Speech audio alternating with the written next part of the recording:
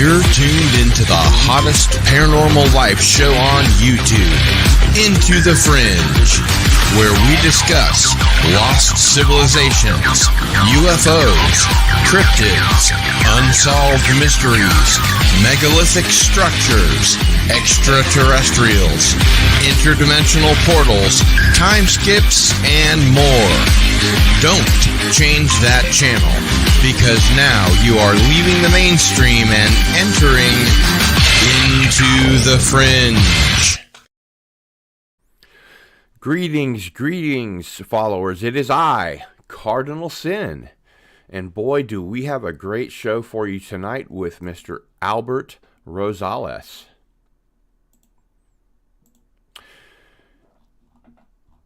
Born in Cuba, Albert Rosales migrated to the U.S. in 1966. He had several unusual incidents as a young man while living in Cuba, and such incidents continued as an adult in the U.S. Rosales became interested in unusual phenomena and UFOs at an early age, but soon directed his focus to the crux of the phenomena, the humanoids, entities, extraterrestrials, UFO-nauts, etc. He began collecting data on such encounters from worldwide sources in the late 80s. He has a current database of over 20,000 entries, which is updated and corrected daily, and has published 16 books to date. Welcome back, Albert Rosales, to Into the Fringe. Hi, Guy. Hi, Cardinal. I'm glad to be back again. Good to see you. Rock and roll. Good to see you, too. And let's say hello to some folks in the chat. All righty. Hail to Pat S. Mexican Iron Man is here. Hello. Don McDouglas is here. Good to see you. Hail to Space Monk. Mr. MH is here. Henry is here. Greetings. Herc130 says, hello, Jenny. And looks like that's what we have. And you can, of course, obtain Albert's books on Amazon. Albert, is there another place we should be looking for your books? Well, they have them in Barnes & Noble and other different places, but they're like mostly secondhand. And but most of them you could obtain on Amazon. I'm going to try to see if I can get some books at hand so I can do some myself here from home. I haven't been able to do that. I've been too busy with other stuff, but I want to do that myself. So far, Amazon would be the place to go. Yeah. Okay. You can get them other places like eBay and stuff like that, but they're probably higher price there. Yeah. I remember when I briefly, when the books were not published, when I switched publishers, some of the books that are being sold are like ridiculous, like $700 for a book. I mean, come on. That's crazy. Yeah, because they do that once they see the book is out of print or something. And you don't see a penny of that, obviously. Oh, of course not. No. So. And just to remind folks, we will be giving away an autographed copy of tonight's book, which is the 1980 to 1984 book. Here, let me make you big so we can see that a little bit better. There we go. Wow, that's cool. Cool, huh? Yeah. Is that a hardback? No, softback. But, it looks like a hardcover. Looks nice, don't it? Nice looking book. Yeah. Yes, sir. I gotta get me one of those. Go to Bigfoot. I need you to send me your address so I can send you some stuff. Okay, just send it to me in an email. We'll do that right after the show. All right. Well, let's go ahead and jump on in. I want to make sure we haven't missed anybody. We have Zax in the chat. And yes, we are talking about the 1980s. 1980 to 84 today, so it should be one of the best ones yet.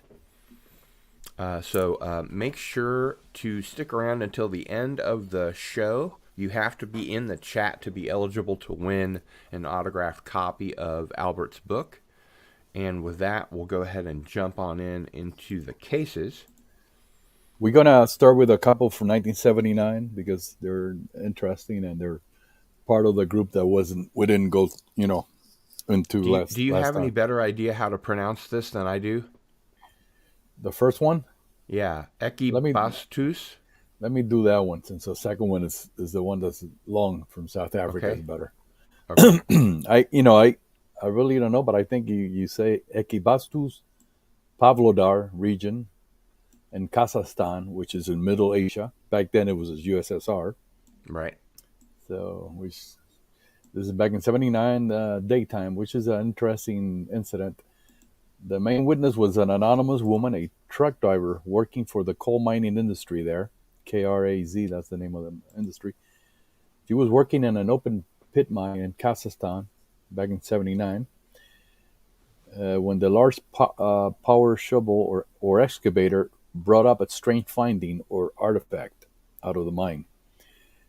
This object that was brought up resembled a spacesuit, some kind of suit, but not for a human being, and apparently not manufactured by any known human civilization. The suit was obviously empty, very strong in texture, of a light blue color. It seemed hermetic, with the helmet joined with the rest of it, and equipped with two antennas. The light blue paint on the suit looked fresh, was shiny, and reflected sunlight. The material was uncommon, very durable, and well preserved. All the workers from the shift who saw it were amazed to see such an object being extracted to the surface from an coal open pit coal mine. So God knows how long that thing's been in there. Very soon, the chief of the mine made some phone calls, and military and KGB personnel appeared. They whisked the suit away and reportedly transported it to Moscow or the Moscow region for an in-depth scientific study. Those in the mine who saw the artifact were asked by the KGB officers to keep silence about the matter and forget about it. Isn't that This, funny? the strange spacesuit was evidently very ancient, but incredibly well preserved.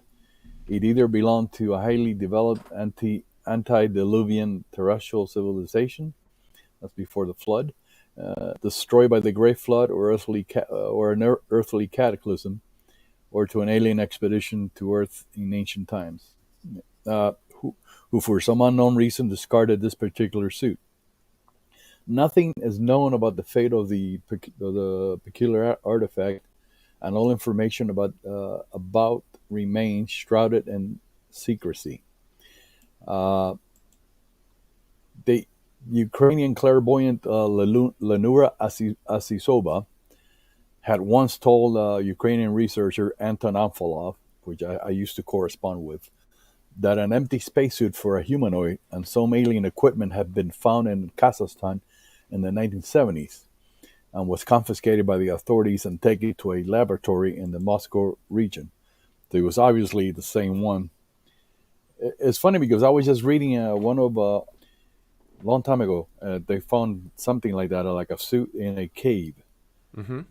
but they found the remains of somebody in that suit, and it was. Are you in touch with Artie? I tried to get in touch with her, and I don't know. I know she's been ill, but I couldn't. I'm sorry to She hear hasn't that. answered. She hasn't answered my emails. I I hope was she's hoping to okay. get her on the show because she's a great guest and has a lot Yes, of books, a yes, lot of really interesting stuff. And talk about out of place objects, Albert. yeah. When they say that this was not made for a human, the first thing that popped into my mind was Anubis, like I had a really long helmet. But I assume they were Or smaller. maybe small. Yeah, you don't know. They didn't really go into detail why they say that. And we already have a quick question for you from Mr. M.H. Question for Albert. What is the release date, if there is one, for Albert's last book coming up? I don't have one yet. I'm working on my 2016 to 2021, maybe 22.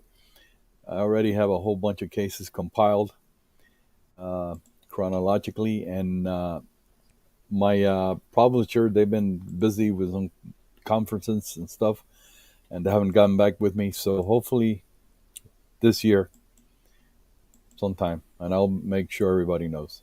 And by the time you're done with that one, you're sure you're not going to have another one because There have been a Well, lot of we'll see. UFO sightings. You never know. We'll see.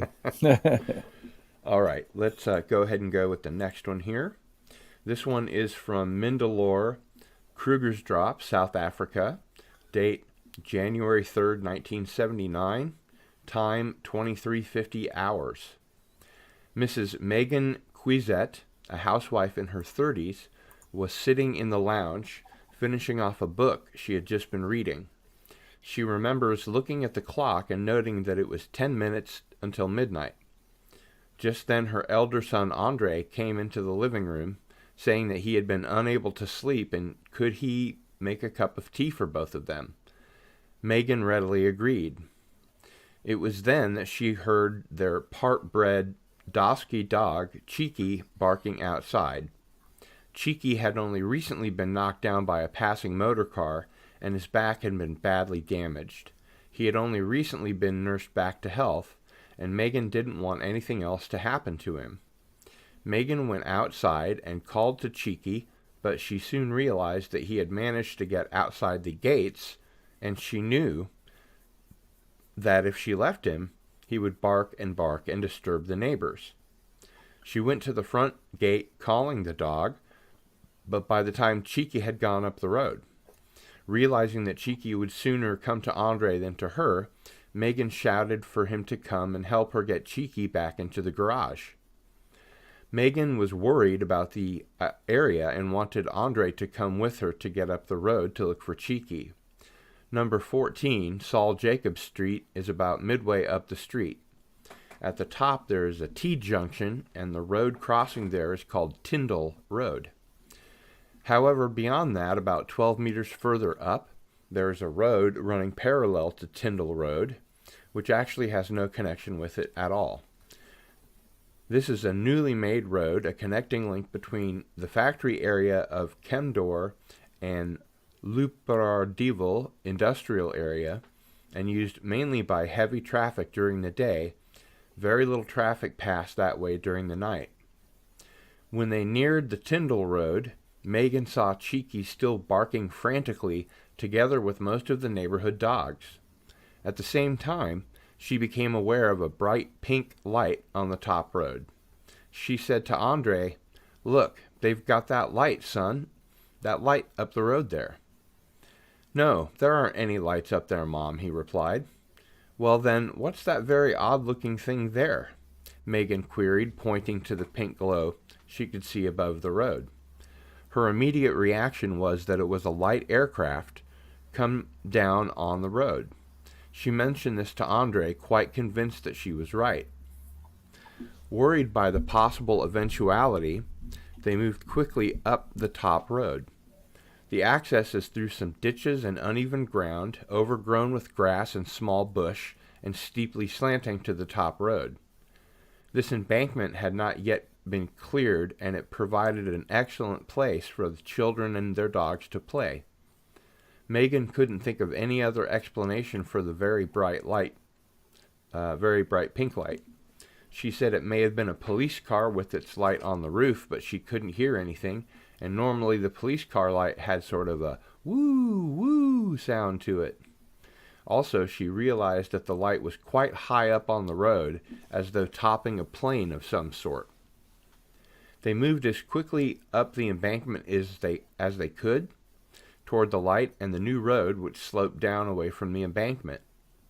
As soon as they came closer, Megan could see it wasn't a plane or anything of any ordinary kind.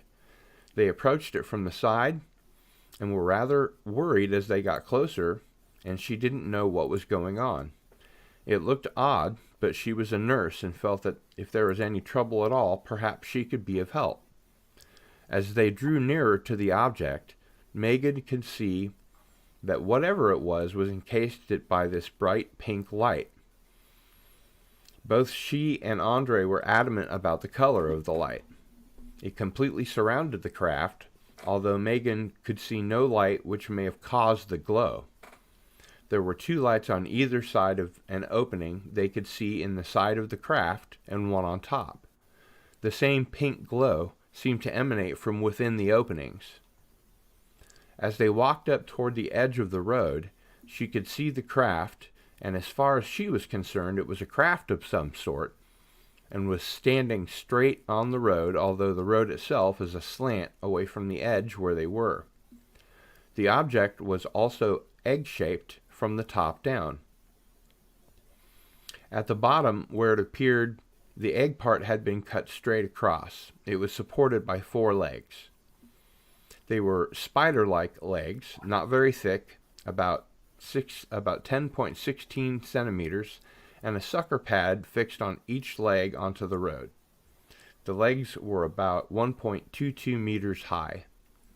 Megan estimated the height of the craft as 3.66 meters and its width possibly about 4.88 meters. It's a large craft. Megan felt no fear at the time and thought it was some kind of experimental craft, albeit rather unusual. As they stood there, they spoke together quietly, wondering what it could be. She doesn't know why they were so quiet. It was almost as if they didn't want to be overheard. And then, as they came even closer to the craft, 5 or 6 men stepped out of the opening onto the ground.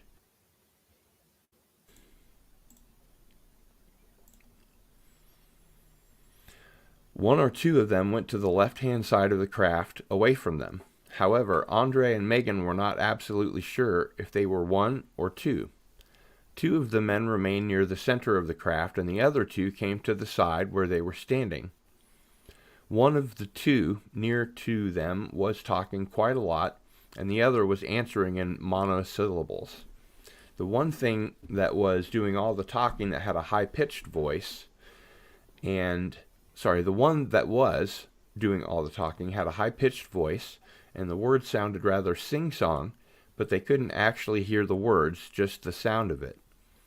Andre saw one of the men on the far side bend down and pick up some sand from the sandy edge bit off the edge of the tarmac.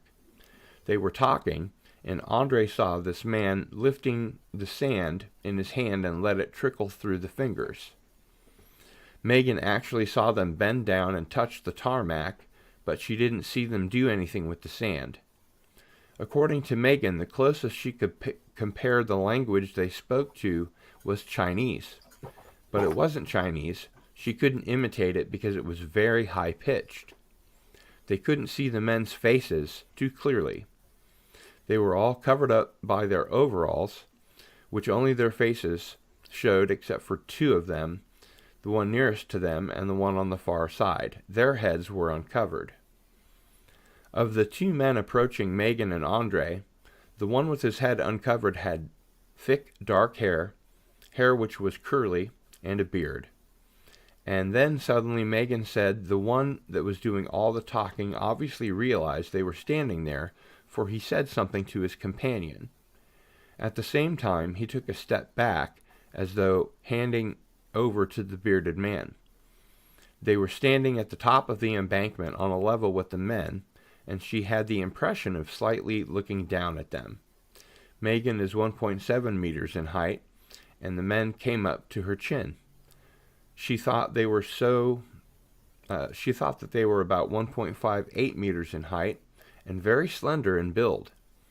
Megan said that their suits covered them completely so that one could not see any muscles or anything like that. Except for the 2 individuals mentioned, the suit went over their feet and right up to their heads, leaving only the faces visible. The hands were clear as far as she could recall, and they appeared to be quite normal. Megan thought that the colors of their suits were white, but Andrew thought it was pink, and Megan thought it was just a pinkish effect from the light. The craft was metallic lead in color. It had no contours to it, no fins or anything like that, just smooth. Megan then noticed that the bearded man was looking at her all the time. Still looking at her, he bowed low to the waist and said something Megan thought was a greeting of some sort. All this time, his eyes never left hers. Andre said, "The man said something with 3 syllables in it. I heard it quite clearly." Sheepishly, Megan said, "Hello," and laughed nervously.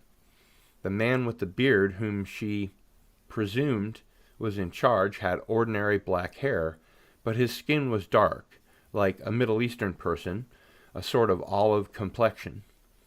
But he wasn't black. Megan felt herself drawn to the man with the beard. She couldn't see the color of their eyes, but the bearded man's eyes were quite normal, like an ordinary person's eyes. Megan had the impression that the bearded man's eyes were quite translucent, as though she could look through his eyes. While the man greeted her and bowed, Megan just stared at him. And then suddenly, for the first time since the sighting, she had a feeling that something was not quite right. Something was not quite normal. Andre was standing beside her, slightly behind her, and to the left. She said to him, "Andre, go and get Daddy and run. Please run." Andre ran straight away, frightened. He hadn't expected to see anything like this. The men spoke to each other in short monosyllables as Megan stared at them. But the next thing she knew, they had jumped back into the craft. They seemed to not have made any effort in jumping back into the opening of the craft. They just sort of stepped up. And then, one moment, the door was open, and the next moment it was closed. She didn't see the door close. Within seconds of the door shutting, Megan heard a buzzing noise. She described it as something like bees in a hive. That was the closest she could get to the sound. And then suddenly the legs elongated to about 3 times their length. The legs came from the bottom end of the craft, and they elongated to the size of the craft itself when it stood on the ground. So the overall height of the craft was now about 6.1 meters in height. In the meantime, Andre, who had been going down the embankment as fast as he could in the dark, stopped when he heard the buzzing noise. Megan herself stepped back. She was afraid. She didn't know what was going to happen next. She didn't know whether to run or not. Suddenly, the object seemed to right itself. It went slightly to the left from where it was. Then the legs started telescoping into the craft or went straight into the craft. It hovered for about a second or two, and then it shot off into the sky very quickly. The clouds were low that night. The whole thing looked like a pink light, and it went straight up into the clouds and disappeared in about 30 seconds. The clouds were colored that same pink color for quite a while after it had gone. Megan thought the whole episode lasted about 10 minutes, but it seemed much longer. At this point, Andre had returned to the site, and both stood there for a moment or so, flabbergasted. Then they walked quickly down the hill to their house. Megan's intention was to wake her husband up immediately, but as they walked home, she realized there was nothing she could do. No marks were found on the tarmac. And this is a type G case. Albert, what kind of a case is type G?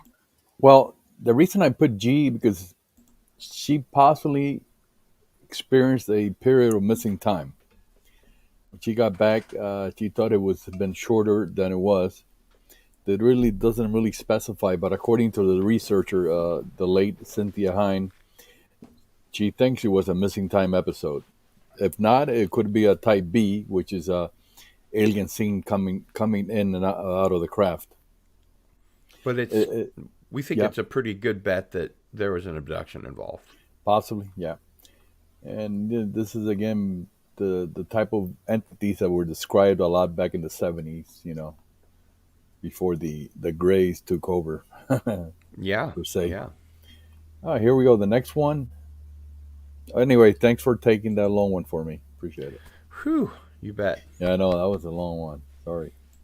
Okay, the next one we're gonna go to England, a place called Biso Truro in Cornwall, England. The date January 29, 1979, 2 a.m. A 39-year-old scrap metal dealer and his pregnant wife awoke to a bright light which lit up their bedroom. He went to the window and was amazed to see a brightly lit football-shaped craft sitting across the road surface, just outside their home, their house.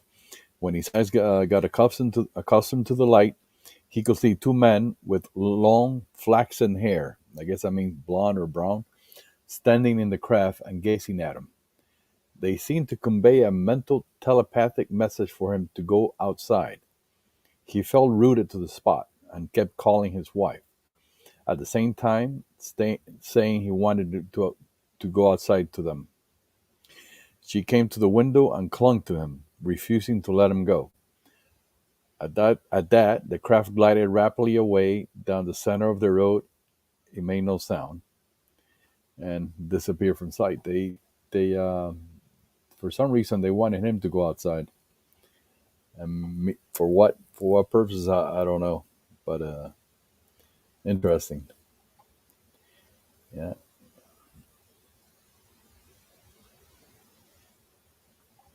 So that was a short one. That's from researcher Bob Boyd from the Plymouth UFO Research Group, and Margaret Fry and her book Link to the Stars.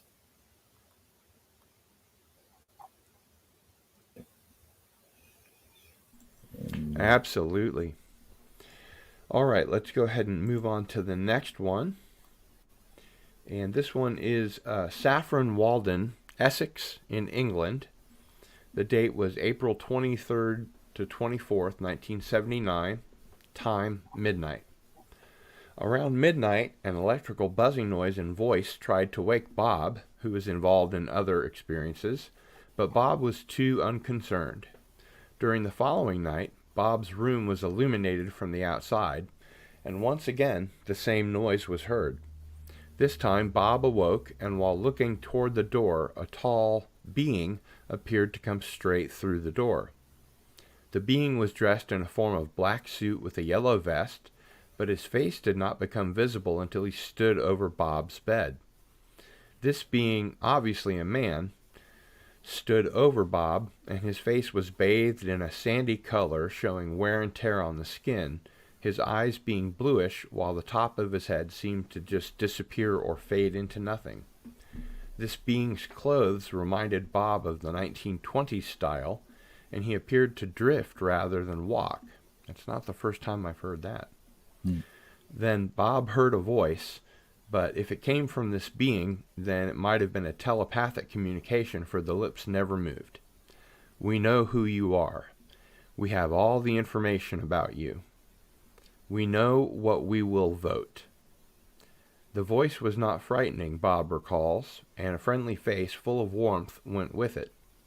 The being then stepped away from Bob's bed and crossed the floor, disappearing through the wall.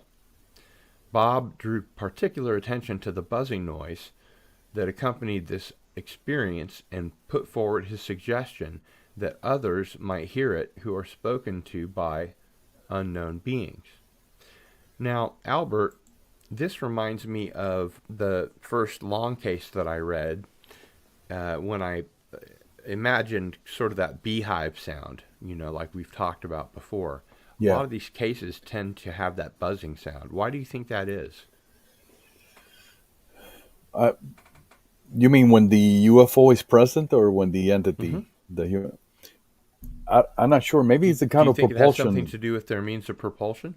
That's what I was going to say. Maybe some kind of propulsion system. They kind of they don't probably use engines per se. The ones that we have, they use some kind of maybe something that affects the environment around the craft that makes it, emit that buzzing sound or humming sound. Sometimes it's called humming or buzzing, but yeah. Mr. MH says, buzzing, beeping, or absolute silence. I think I told you this before, Albert, but once when I was in my bedroom, I had been reading some of the abduction literature, like Whitley Strieber, that kind of thing, and I put the book down and I was ready to go to sleep, but being an insomniac, I wasn't really able to sleep. And so at one point I heard something that sounded like a trash truck backing up. Beep, beep, beep. And I knew what that meant, being familiar with the literature. And this beeping sound came from about 6 inches inside my wall. And I became terrified, and I rolled over and went right to sleep. I have heard similar stuff too. When I used to suffer a lot from sleep paralysis. Thank God lately Mm-hmm. it's been, but I used to hear a lot of stuff. I used to hear people talking, and then sometimes I'll get like a some kind of.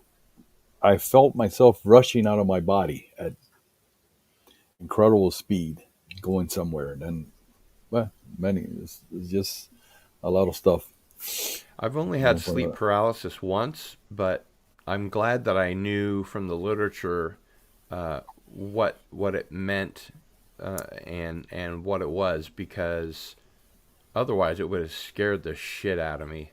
Oh no, I used to have it when I was younger, almost every night. I used to see stuff. I mean, I used. Well, another day we'll talk about it, but let's move Yeah. into the next one here. Okay. Next case happened in the air. One of the few cases where we get reports of entities seen by pilots. Anyway, it was over the Caribbean, the coast of Loiza, Puerto Rico, May 1979, about 9 a.m. The captain of an Eastern Airlines express flight reported that while flying at an altitude of 34,000 feet over the area, himself, other crew members, and some passengers, they observed a very strange object coming towards them in the opposite direction, which approached the airliner and then continued flying on an east to west trajectory. The captain described the object as larger than a L-1011 passenger aircraft. That's the old L-1011s from Eastern, about 700 to 800 feet long, very, very big, and gray metallic in color.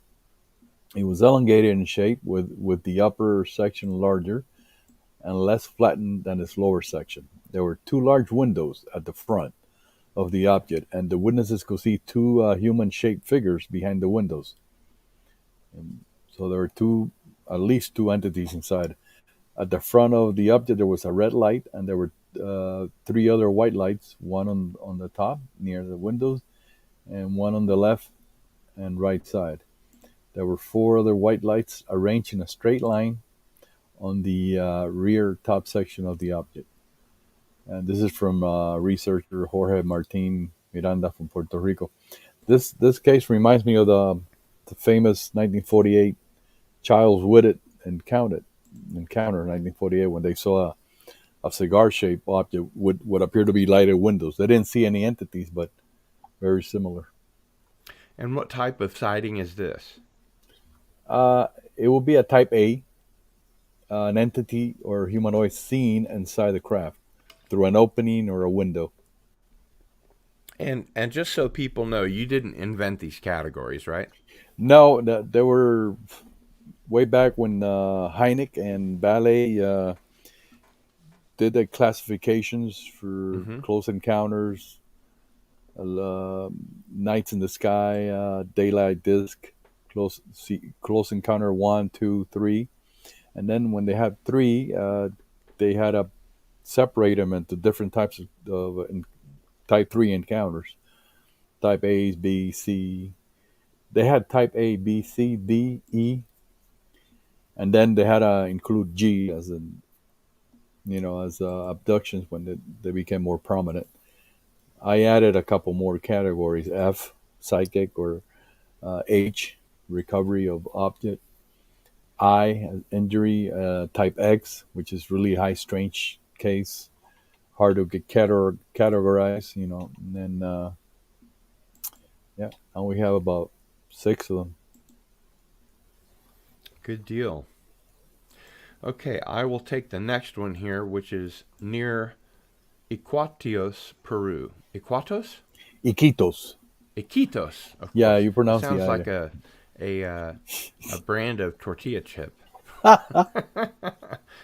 Wouldn't you like some Iquitos? Iquitos. Iquitos.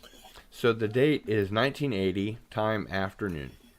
A 35-year-old singer from Nazca was suffering from an apparent incurable illness, as the doctors in Lima had not been able to help him. He was steadily losing weight, and his health deteriorated daily. Thinking he was going to die, he went back to his native city, to which he had not been in several years. There he met an old friend who was concerned about the witness's appearance and offered to help him. His friend took him into the jungle near Iquitos, where they came upon a small village occupied by tall, thin, and blonde-haired natives, extremely white in color. They all wore white tunics and exuded kindness, according to the singer. They also had the capacity to communicate telepathically. He stayed with them for about 3 months. He was given natural herbs and plants which were unknown to the doctors and drugstores in the capital. These apparently saved his life. He also commented that these superior men were protectors of a lost city called Palatiti, and that very few knew of their existence. And this is a type E and F sighting.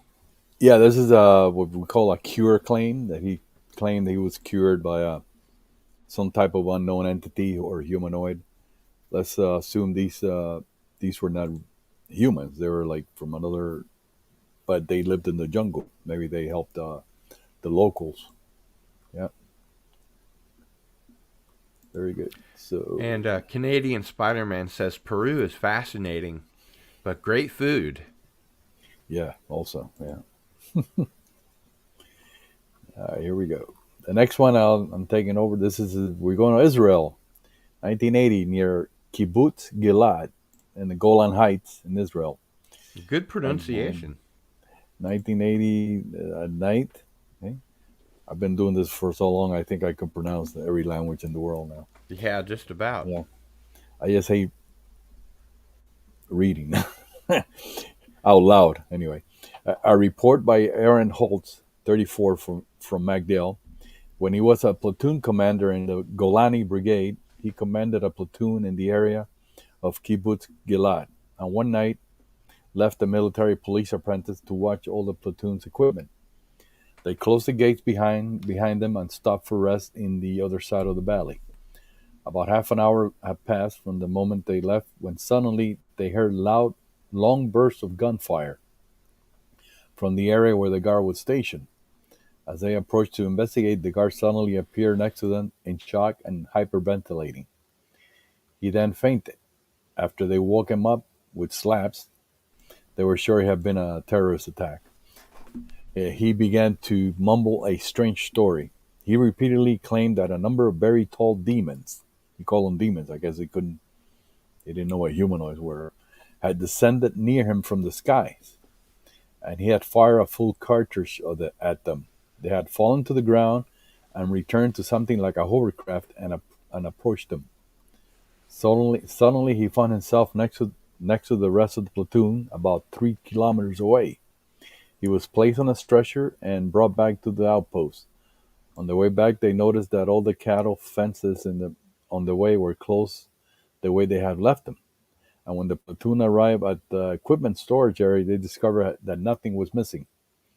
The empty shelves were scattered around the equipment. The next day, the young soldier was sent for a psychiatric examination.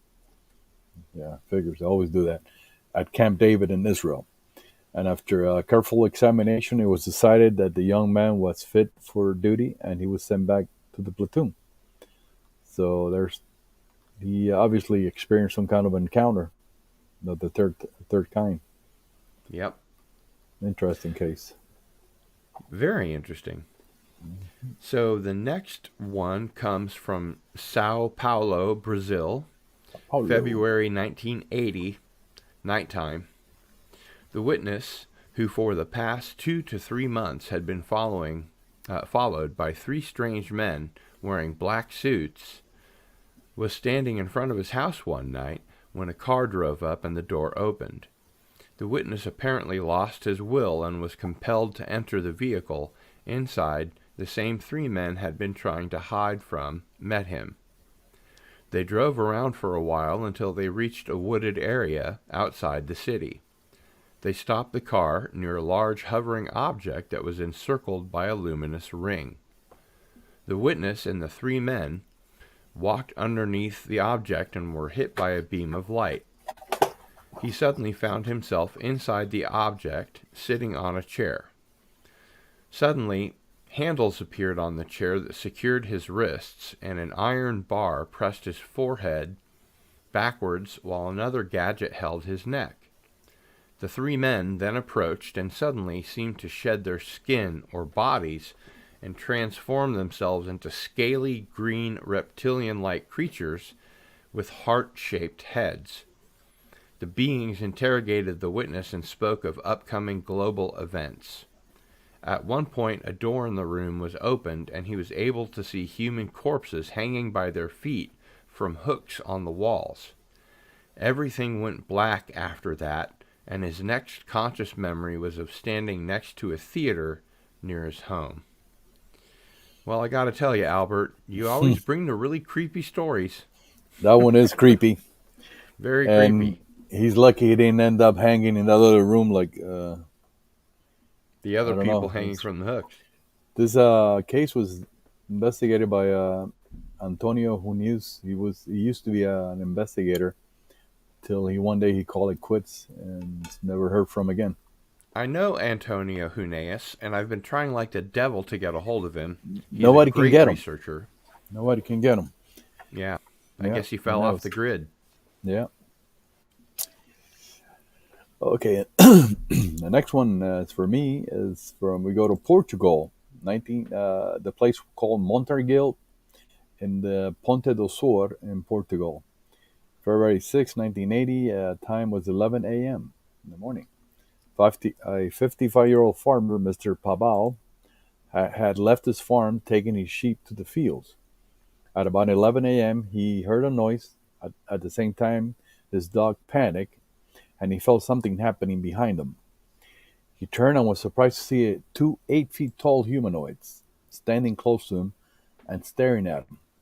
The humanoids were described as very strong-looking and dressed in gray suits. Their faces resemble humans, except the eyes and skin were different. Doesn't specify why they were different. Their hands were hairy and very big. The beings approached the witness and with friendly gestures touched his left shoulder and several other parts of his body. At the same time, they spoke in a strange language with a modulation like a human's voice. One of the beings then pointed to the sheep, and Mr. Pabao told him the type of animal it was. Meanwhile, the two beings kept talking and laughing to each other. The witness then gave an order to his dog to fetch one of the sheep. When he looked back at the beings, he saw an intense flash of light, which blinded him for a few seconds. After that, the beings had disappeared. This event became the subject of his nightmare for several nights. Mr. Pabao can identify several languages and says that the one spoken by the beings wasn't from Earth. This is from researcher Victor Laurenco in Portugal. Weird type of entities, 8-foot tall, human-like creatures. I think they would do very well in the NBA. Yeah. And then, okay, so this next case comes from Yawkey, West Virginia. The date is spring in 1980, time 1600 hours. A man and his fiancée were walking on a narrow wooded trail when they heard what sounded like a bear coming up toward them from the left side of the trail. The mountain had thick underbrush on both sides of the trail, so they were unable to see exactly what it was until they stepped on the trail approximately 20 to 30 feet in front of them. They described seeing a large black furred animal that was much larger than a bear and had a long bushy tail and a pointed snout similar to a wolf. When it first appeared on the trail, it was walking on all fours. They both noticed a foul odor coming from it, and it made their hair stand up on end. At first, the creature was unaware that they were even there, so they stayed completely quiet as the man eased his fiancée behind him into a feeble attempt to protect her in case the thing attacked. When it stepped on the trail, it suddenly came to a stop, stood up on its hind legs like a man, and then turned and stared at them. It had small eyes that shone bright neon red. It was about 7 feet tall. It then walked off at the very steep side of the mountain to the right of the trail, still standing on its hind legs. And of course, what they fail to mention in this case, Albert, is that before it ran off, it put on an overcoat and started smoking cigarettes. Hey, I heard it all. You know. Yep. Weird. Thank God it didn't attack him. That's for sure. No, yeah. We're going to go to 1981 California. Excuse me. A place called Cobina, California. Daytime. The witness left her apartment to walk up the street and was only about 200 feet from her apartment when she saw two strange people across the busy street. One was a female that was very attractive.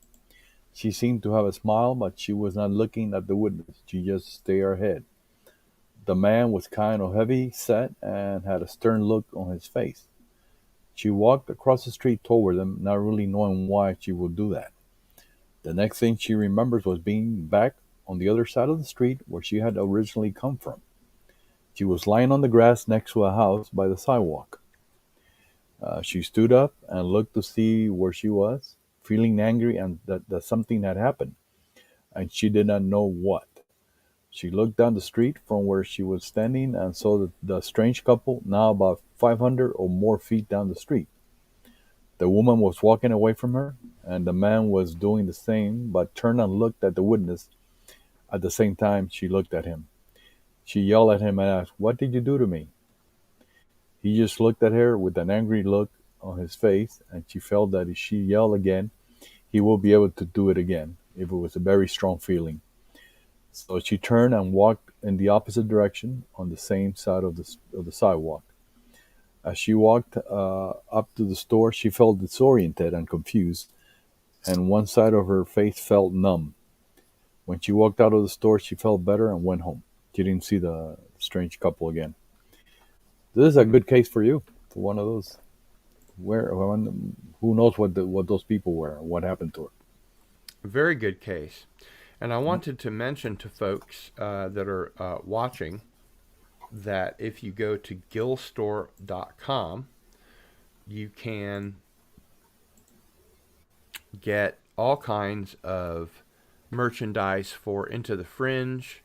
We have t-shirts. We have different colors. We've got mugs. And there's some other different kinds of shirts. And there we go with some hoodies and things like that. So if you're ever interested in supporting the channel and getting yourself some cool Into the Fringe merch, that would be the way to do it. Okay. Let's go ahead and move on to the next one. And this one is from February 13th, 1981, time 4:30 a.m. Luis Dominguez Diaz, his wife and their son, were shutting up their canteen/bar for the night. As he stepped out, he saw two red lights at ground level and seemingly about 150 meters distant. This is in Spain. Don't forget, in Spain. In Spain. Yeah. He assumed at first that they were the rear lights of a car, but then he noticed that they were moving upwards into the air to descend again shortly afterward to ground level. He and his wife then went off home to bed, his house being close by. Once inside, with all the lights in the house turned off, the three witnesses continued to watch the UFO from one of the windows as it performed various movements in the air, including wide, lateral, undulating sweeps. Meanwhile, their dog was barking loudly. The wife became afraid and went to bed while the husband and boy continued to watch. From time to time, said Dominguez Diaz, the UFO shot out what looked to be rockets, lighting up the whole area just about as brightly as though it were daylight. It was amazing. We went on watching all this for half an hour, and then after the thing had come down and landed again, we heard what sounded like footsteps, and we saw what you might call a robot. It was square, about 1 meter 40 centimeters in height, and about half as wide. We could not see whether it had arms or a head. It looked metallic. First, we heard the footsteps, and then we caught sight of it. It was right by the iron railings, about a meter or so from the house. Our little dog was barking furiously the whole time, and the robot gave sort of an imitation, but slower, of the barking.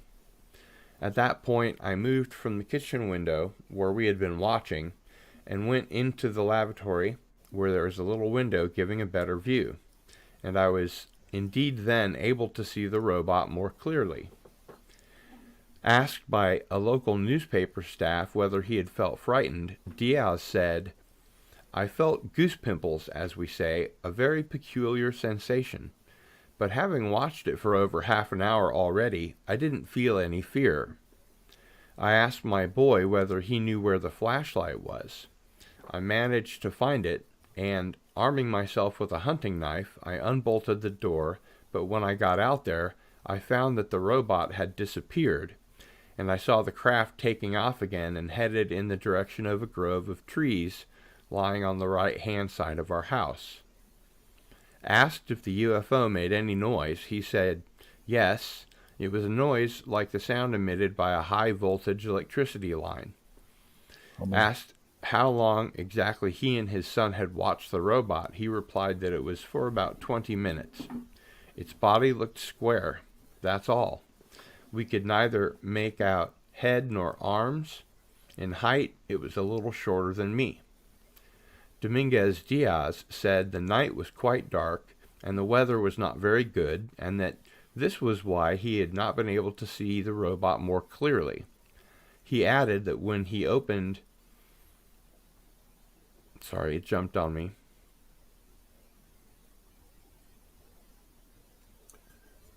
Want me to finish it? When he opened the door, he could see flashes of light directed toward the house from the departing craft. He and his son finally went to bed at 7:30 that morning. A few hours later, they were up again, and they went to inspect the spot where the UFO had stood and found numerous footprints and marks left by the craft. There were also holes in the ground and areas of scorched earth and scorched grass. The marks were crescent-shaped. And I have kind of an interesting question for you, Albert.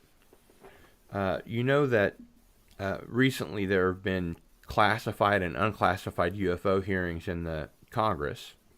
correct. And the one piece of footage that they broke out was almost completely unremarkable, and all they talked about was that these true unknowns they have to figure out because they're a matter of national security. They didn't go so far as to say that they're not from here. And I find that amusing because anybody that's in the UFO community and is aware of these kind of cases in the United States, I think would be of a different opinion. I don't know. I think they're afraid to come out and say it. We're dealing with something alien, something that way ahead of us in technology, and something that could, if they wanted to, they could destroy us any minute. Yeah. Which I don't think that, hopefully will be the case, but they're afraid they're afraid to admit that they're not at top. We're not at the top of the food chain. Not in the galactic sense, no. Kitchen, yeah. Here we go. We go to we remain in Spain at a place called Botafuegos in Garganta del Capitan in Algeciras, Spain. May 1981, time 1 a.m. Okay. Obeying some kind of inner urge, Manuel Rodriguez Ramirez, his wife, and two young sons drove to an isolated road where mysterious phenomena had been reported before, at 1 o'clock in the morning. As they drove along, their car, a Seat, that's a type of vehicle, suddenly stopped without any apparent cause. The car will not start, so all the occupants exited the vehicle. Before they did, they applied the emergency brakes to it. They also placed two large rocks behind the rear tires since the car was in a kind of incline. Suddenly, while they discussed the situation among themselves, a strange figure appeared to their left on the middle of the road. The figure was totally dressed in black and moved slowly towards the witnesses, at the same time asking them, Where are you going? Terrified, the witnesses could only stammer that they were headed to the nearby mountain. The figure was easily over 2 meters in height, gigantic in proportions. He remained quiet and standing still, staring at the witnesses. When he spoke, he did so in clear Spanish. At this point, all the witnesses began experiencing an uncommon sense of fear, as their minds appeared being probed. The family began walking away and passed very near the huge humanoid. Seconds later, as they looked back, the bizarre figure had already vanished. Still afraid, they then walked back to their vehicle, and this time they were able to start it without any problems. While sitting in the vehicle, they all noticed a very bright light descend from the nearby mountain and apparently land on a field. They again exited the vehicle and began looking at the landed light. As they looked at the light, it suddenly turned off. A few minutes later, as they stood there, they saw their vehicle suddenly come rolling towards them. Apparently, the vehicle was moving on its own accord, but in a very strange way, as if floating just above the ground. Stunned, they watched the vehicle suddenly stop on its tracks. The family then hesitantly entered their vehicle again. As they drove away, they encountered a local friend, Mr. Juan Pino, who had also been in the area and had seen the suspicious, very bright light hovering over the area. And what sort of case would this be? Well, there was lights near in the area, a UFO nearby, plus a strange entity. So it would be close encounter of third kind type C, which means there's a UFO and an entity seen in the vicinity, but not necessarily going in and out of the object. You know what I mean? In the area, in the same vicinity. Okay, I'm gonna try and put on my best Spanish, and everyone out there should realize I've had no instruction in Spanish. The location here is Via Mercedes, Mendoza, Argentina. The date is May 19th, 1981, time 1930 hours. Daniel Francisco Nunez, 9, and his sister Susana Noemi, 11, were returning home from a doctor's appointment. While walking by a construction site, the girl observed a bright light over the area, and she immediately pointed it out to her younger brother. Francisco looked and noticed that the light was now level to his face, and as he stared at it, the light seemed to transform into some kind of belt, and soon a head and then legs and arms became visible, which Francisco compared to a regular-shaped brick. The eyes on the figure were emitting a very bright light resembling those of a welding torch. The light apparently caused the eyes of the witnesses to be irritated for several days after the encounter. According to the young boy, the entity seemed to possess two cavities, which could have been a mouth due to its location. The hands of the entity rotated at high speed as if loose. The arms and forearms on the entity remained still as its fists rotated at high speed. The entity was wearing an aluminum-colored suit which emitted sparks. The boy, upon seeing this weird entity, attempted to flee the area, but something prevented him from moving and made him turn around and made him look directly at the entity.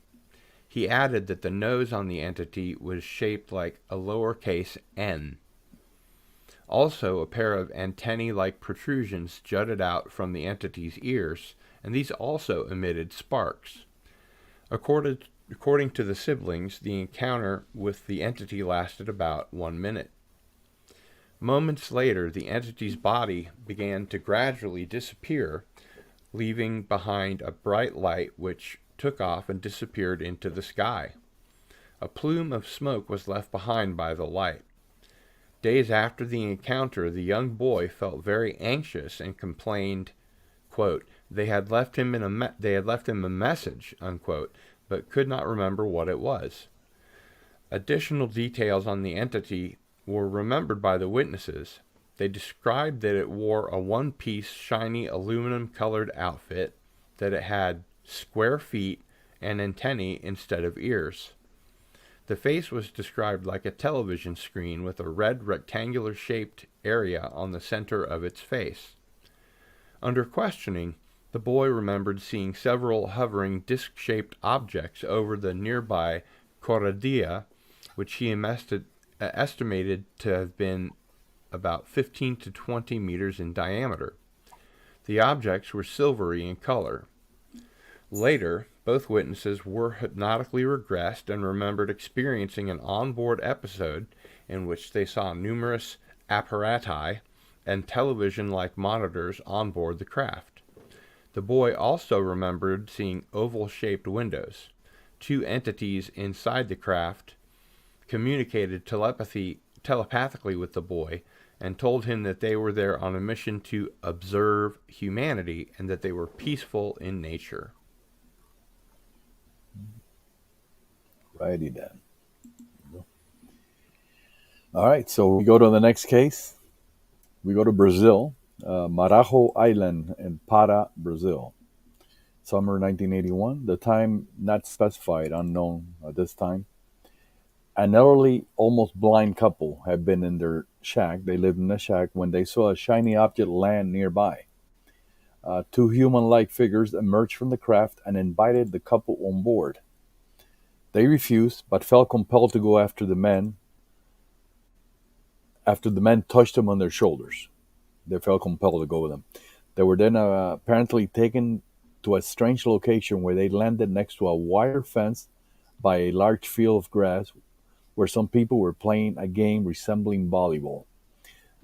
They were then taken to a large city that was all red in color. On board the object, the aliens placed some type of device in front of the couple's eyes that apparently almost totally cured them of their blindness. I guess they had cataracts. They were finally brought back home where they realized that they had been gone for almost a week. But it only felt like 2 hours for them. This is investigated by the late Bob Pratt. He did a lot of investigations in Brazil back in the 70s and 80s. He wrote a book also. Now, I'd like to take a quick break and ask you this, Albert. It seems to me like most of South America is a hot spot for UFO sightings. Do you think that they have more UFO sightings and more humanoid encounters than we do in the United States, or that they just report them more? They're more open to reporting them, even though in the U.S. now it's like we're becoming more open also. But I think as far as humanoid encounters, if you split up the countries like Argentina, Brazil, they still fall behind the U.S. as far as reporting encounters and abductions and humanoids. In the U.S., like California is up there, Texas, Florida, and then Pennsylvania, those states, and they do have a lot of reports. And then you go to South America, Brazil, Argentina, Chile, high up there. And then we go to Peru, also very busy, and then Bolivia also. But then there's some countries that you don't hear that much cases from. Ecuador, they have them, but not too much. Venezuela, they have cases, but they mostly, like, lately there's been a lot of reports coming out of there, like videos and photographs of UFOs. And then Paraguay and Uruguay, not that many either. But yes, if I were to say, Argentina would be number one as far as encounters in South America. And great soccer players. Yes. Yes. Okay. I hate to intrude, but I got a quick question. Mm-hmm. And I've been meaning to ask this because I've seen the other replays with Mr. Rosales. I find it fascinating that in these various accounts, that when people do have interaction, that they either say that either it's mental or verbal, that they're speaking in that person's native tongue, whether it's Spanish or English. And I was curious, and I'll take the answer off air or I'll pop out. But I was wondering, as someone who's chronicled this, because I've read your books and I've heard you on air before, and I'm curious to what's your analysis as to what that means about these entities, regardless of how they manifest themselves or the situation in which they manifest themselves. That I see that happening consistently, and I'd love to hear your analysis on that, sir. Like you said, a lot of times like in Russia, they have an encounter, and the entities are able to speak Russian. Sometimes they speak a different dialect, but still Russian. And England, they have a close encounter, and they're able to speak English. In very few occasions, the entities, like the South African case, they talk amongst each other in an unknown language, sing-song type of matter, and they don't really communicate with the witness. When that happens, they just talk among themselves and they speak in an unknown language. Most of the communications from the entities or humanoids is telepathically, and is done in the witness language, either English, Spanish, or whatever. They can understand. Many times there's been reports in which an entity has appeared from a UFO or whatever, and have attempted to communicate, and they have some kind of device, and they have touched that device either on a belt, and after they do that, they're able to make themselves understood. I don't know if that is some kind of a translation device, but there's been reports like that. Technology to me. Yeah. Okay, so this one is from El Verde, near El Yunque, Puerto Rico, summer of 1981, in the afternoon. Rosario Chiqui Gomez, at the time a federal forestry employee, had been assigned to work in an area near the Rio Grande section. After working in the forest for some time, she began to hear strange whispering or murmuring sounds coming from the forest. Her companion, a veteran employee, insisted that it was the wind or the birds. Later, while alone in a clearing measuring trees, Rosario began to see metallic, multicolored flashes of light or movement racing quickly through the forest. The colors were metallic in nature and were of assorted colors: red, green, blue, yellow, etc. She was ignored by her companion when she told him what she had seen. Later, operating a compass in the area, the instrument malfunctioned. This occurred on several occasions and always when she was around. One day, while exploring an area near the landslide near Route 190, Rosario began to see the flashing colors in the forest again. This time they seemed to move slower. Even later, while serving as a guide to the local university student, the student separated while looking for plants, and for her research, Rosario walked up a mountain path where she began to hear footsteps coming up behind her. It seemed to be a group of people. Armed with a machete, she suddenly turned around, planning to defend herself, but something told her not to take out the machete. At the same time, she was stunned to see staring at her a group of 25 to 30 childlike figures about 3 to 4 feet tall, standing at the edge of the forest. These figures had bald, egg-shaped heads and dark, slanted eyes. The figures wore colorful, metallic one-piece suits with high collars, each of an assorted color: red, blue, yellow, etc. Suddenly, the figures began to run around the witness, and then suddenly one of them was standing next to her. This figure looked up at her and seemed to smile. She further described the entity as having large pointy ears, a slit for a mouth, and a light green skin tone. As the entities ran, They emitted strange whispering sounds. Still stunned, Rosario asked the entity standing next to her who they were, and this one smiled again and ran away, joining the others. The figures then ran toward the nearby Monte Briton, and as soon as they reached the hillside, it suddenly opened up, and an extremely bright yellow magenta light emerged from inside the mountain. The entities then disappeared into the hillside, which immediately closed. Rosario was able to catch a glimpse of several illuminated structures while within the opening before it closed. Later, she met up with the student again, but never told her what she had seen. She did not speak about the incident for a long time. She thinks the encounter lasted for 5 minutes. Soon after the encounter, she would wake up in the middle of the night, speaking a strange, unintelligible gibberish, according to her husband. And this is a type E encounter. Yeah, entity seen without any UFO nearby, but this is interesting since it appears that they had gone into some kind of underground installation, which in that area there in Puerto Rico, there's hundreds of cases in which people describe exactly that, some kind of underground installations there. So, of course, we have to ask, are they Deros or Teros? Let's hope. Which one are the good guys? The Taros, huh? I think so, yeah. The Deros are the bad guys. The bad guys. The Taros, there are not so many of them around anymore, so yeah, according to the folklore. Okay. So what happens when the good guys, are good guys?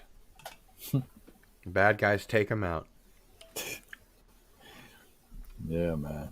Okay, the next one we go to Poland. That's another country where there's a lot of high incidence of humanoid encounters. Here we go. The researchers here call Poland the land of high strangeness. Yep. Anyway, this is from a place called Urstynov near in the Warsaw area of Poland, July 1981, late in the evening. The witness, a man named Tadeusz, was tired and was resting on his couch. A door in the room was open, and the parents of the witness were watching television and then noticed that at the door of their son's room, out of nowhere, the figure of a man in a black outfit, wearing a black hood, appeared. There's another one, black dress visitor. He was facing the witness, and the witness noted that the being appeared to be faceless.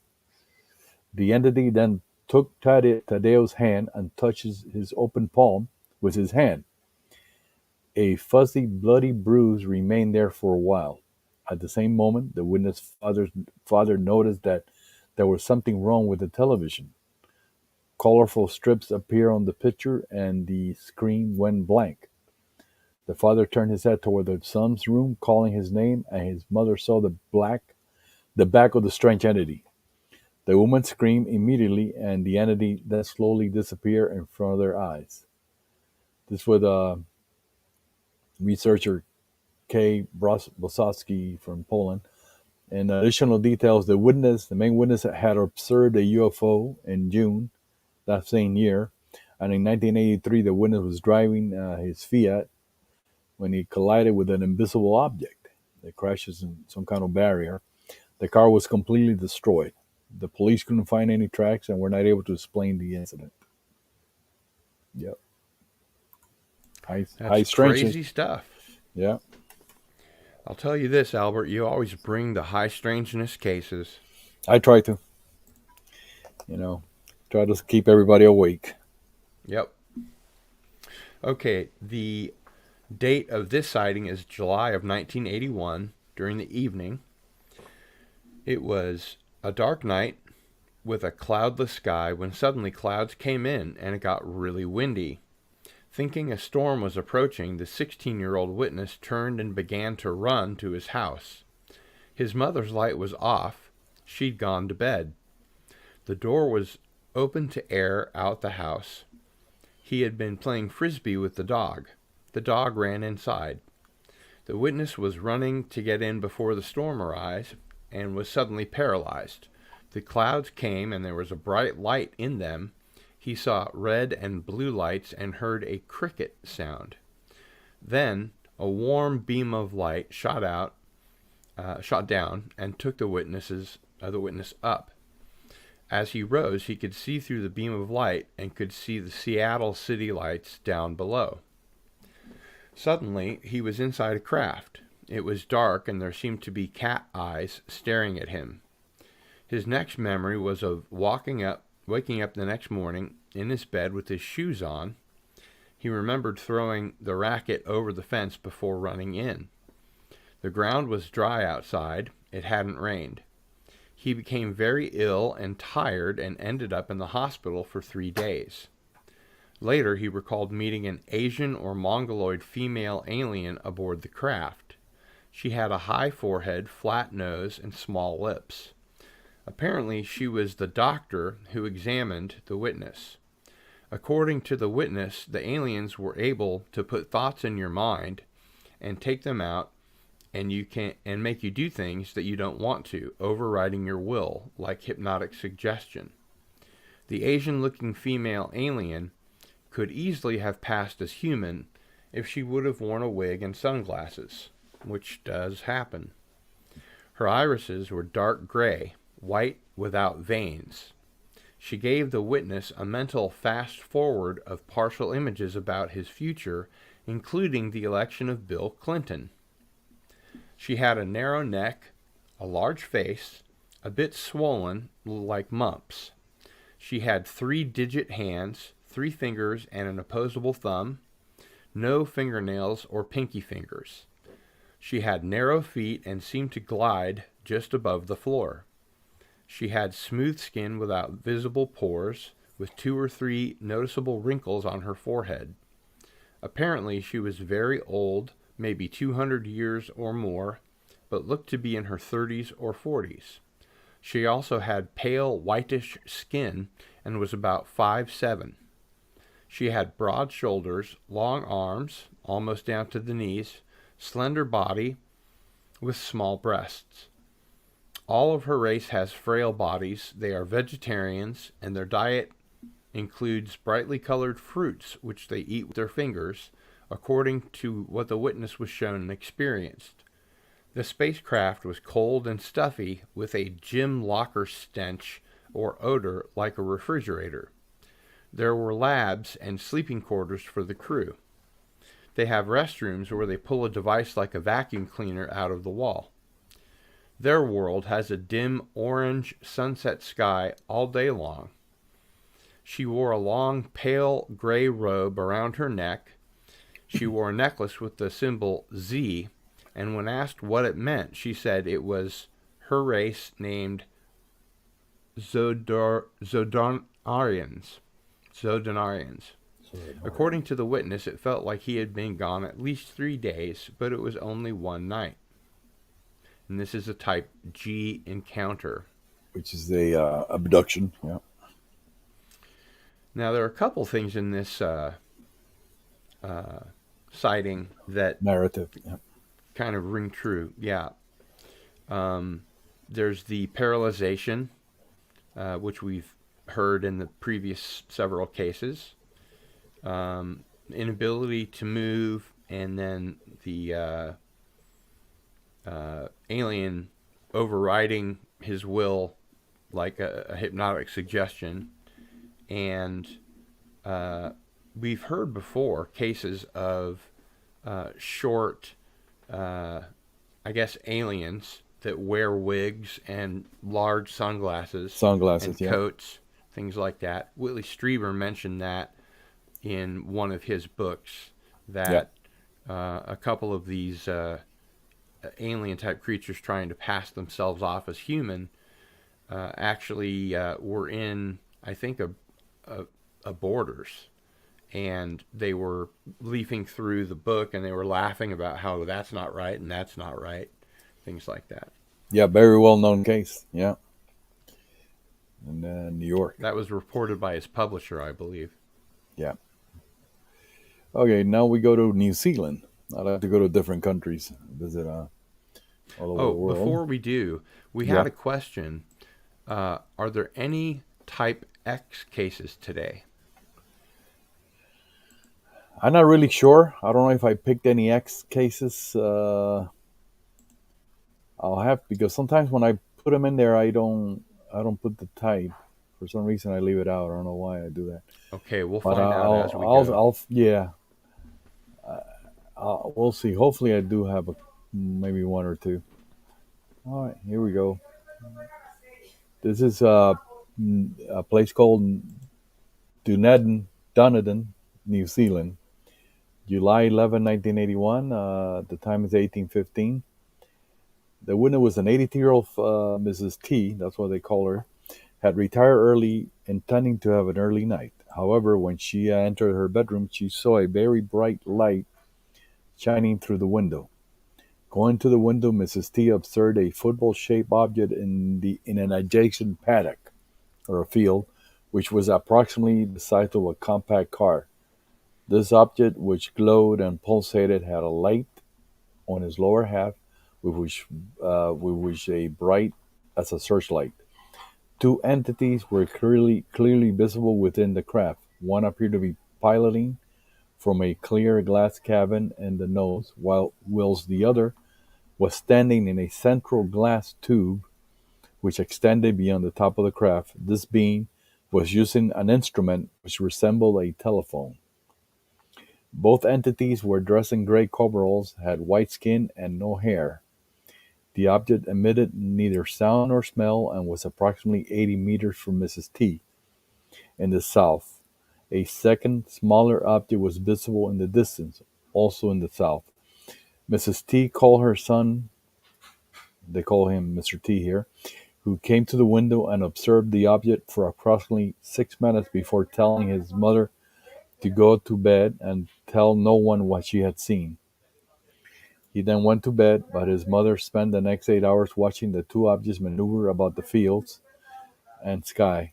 They descended hover in a random manner throughout the night. Many of the maneuvers were performed at great speed. Mrs. T eventually lost sight of the objects when they ascended straight up. The objects were viewed on a clear, cloudless night and did not leave any discernible physical traces on the ground. And what type of case is this? That'll be an A. Type A, close encounter of the third type. Entity seen inside the craft. Okay, this next one comes to us from Alto de la Herrera, Alava, Spain. The date is 1982, time 3 a.m. Attorney Ramon Valle was driving from the city of LaGuardia to Victoria one late night, and upon reaching the above location, he saw something strange on the left side of the road, about 60 meters away. The object resembled a high-voltage panel, bluish-white in color, and was floating at about 5 meters from the ground. It was rectangular in shape. Intrigued, he stopped his vehicle. As he did, he saw two figures. These were very tall and standing in front of the luminous panel. He estimated the figures to have been at least 3.5 meters in height, perhaps 4. And they were wearing some sort of cone-shaped tunics or clothing. He was not able to see their faces. One of the entities then began approaching the vehicle. Frightened, he attempted to start the car, but the engine did not respond. He wasn't sure if he had turned off the engine. The only thing he could think to do was to lift his foot off the brake, and the vehicle then began rolling downhill without any lights and total darkness. At about 800 meters, he noticed two figures walking up the slope on the road. At first, he thought they could be rural civil guards, but was not sure since the figures were kind of small and were walking in single file on his right side. They seemed to be struggling as they moved. He no longer could see the tall beings in the tunics. Ramon stopped his car one more time and got out, still thinking that the approaching figures were either civil guards or forest rangers. As the two short men stopped next to him, he told them what he had seen, all the details. And then, to his astonishment, one of them told him, "Don't worry, they are authorized to be there." The stranger repeated, "You don't have to worry. They are authorized." He understood that the guard, or whoever the figures were talking about, the strange tall figures and the object. The supposed civil guards were short, wearing green-colored uniforms. Flabbergasted, he got back inside his car. The two strangers then kept walking up the slope. Ramon doesn't even remember noticing their faces. Now, Albert, this is another case in which we are talking about entities that don't have faces, or the witness doesn't remember the faces. That part was blocked out of his mind for some reason. Yeah. And you think that was done by the aliens, or as some sort of defense mechanism, or what? It could be. Maybe they're aliens that are already living among us, and if you see him on the street, and maybe he could have recognized him. Who knows? I see. Maybe they didn't want to be recognized. All right, never get out of the car. Says never get out of the car. Yeah. Okay, now we move to Phoenix, Arizona, 1982. In the evening, the year is approximate. I had to do a backtrack it there a little bit. The 20-year-old witness was crossing the street in order to visit some neighbors when she looked upward toward the right between the horizon and 12 o'clock high, and saw an orange globe-shaped object with a dark center. Thinking it was a reflection from behind, she wears glasses. She looked back but could not see anything that might be reflected off the lenses. She looked up again, and there was a third round orange globe with the dark center. The dark center had opened larger, like an iris. She looked toward her mother's direction across the street at the neighbors, and was going to tell her to look at the object when she heard a voice in her head saying, "Don't tell." She looked back at the globe, and this time the iris had opened wider, and she could see something that resembled a frog or reptile in front of a console or table. Its hands were holding two control levers, and it will move them back and forth with its arms. Its feet appeared to be operating pedals. The witness then decided to tell her mother what she was seeing, but she again heard the voice in her mind advising her not to tell anyone. She looked back again, and the object and its occupant had vanished. Later, she could not remember what she had seen when her mother asked her. Weird. So something communicated to her, telling not to tell anybody. So. Okay, this one comes to us from Cambridge, Ontario, Canada. And the date was late February 1982, time 2300 hours. For 3 nights, the witness saw the head of a figure, and on 2 nights, the head of 2 figures peering at her through the bathroom window.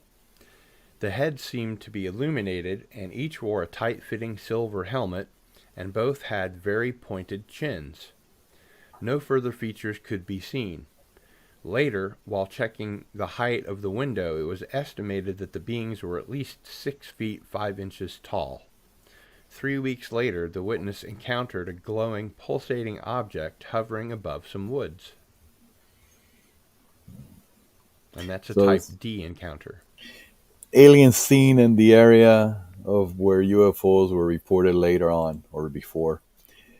So this is what we call, John Keel used to call these people alien peeping toms, looking at you through the window or. That would scare me silly. Okay, here we go.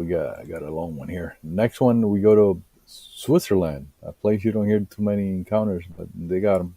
Besides the Billy Meyer thing, but this is the place called Palette in Geneva, Switzerland. February or March 1982, the time of 3 o'clock in the morning. The female witness suddenly awoke to the sounds of her 5-month-old baby crying. It seems that a strange light originating from somewhere outside had disturbed the child's sleep. But feeling extremely tired, the witness goes back to bed, but she awakes almost immediately and observes a beam of light entering the room through an opening in the blinds. The light does not behave like a normal ray of light, but advances along the wall and objects in the room like a ribbon of coherent light. I heard that before. Concerned, the witness thought to herself, I don't want the light to touch my baby." And immediately after the lights retracts out of the window.